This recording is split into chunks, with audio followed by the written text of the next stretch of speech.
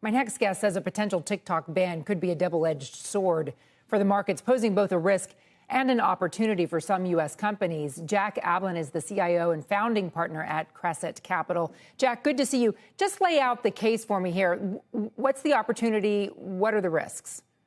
Sure. I mean, the opportunity would be for U.S. investors like Steve Mnuchin, but also large tech companies like Microsoft or Alphabet getting into social media. I think gaining a very popular app, that could be a huge boon to a U.S. company there. On the other hand, of course, if we set off a geopolitical skirmish, that creates some vulnerabilities for companies like Tesla, Apple, Nike, Starbucks that rely on the Chinese market as a decent size of their share of their revenue. You think that exacerbates the investing tension at all that we're seeing that's already between the United States and China over chips and tariffs and other things that we've seen unfold in the last, say, 6 years?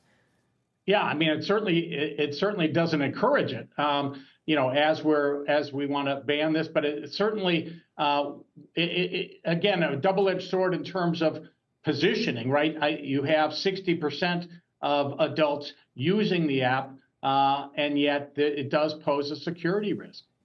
When you look at the potential for a group of investors to go in and buy this, you heard Emily say that largely on Capitol Hill and maybe on Wall Street, too, that there's a discounting of the chance for Meta or X, or maybe even the big Alphabet, Microsoft, and others to come in and take over TikTok because of the antitrust sentiment that's running through Washington, D.C. right now. Would you give how much chance would you give a big tech company of being able to go in and purchase TikTok?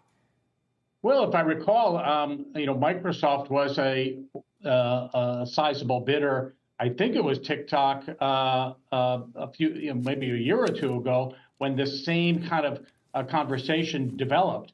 It really depends. The thing about it is yes, Congress is very wary of big tech for a lot of good reasons. Certainly, we've allowed these mega companies to get even bigger. The interesting thing is that a lot of these donors has now been really downstream. And in fact, mega cap donors, big company donors, are a much smaller share of Senate and congressional candidacies campaigns than they have been. And so perhaps all of that together suggests maybe it's a broader group. But either way, having a TikTok as a domestic company, I think would be a boon to the U.S.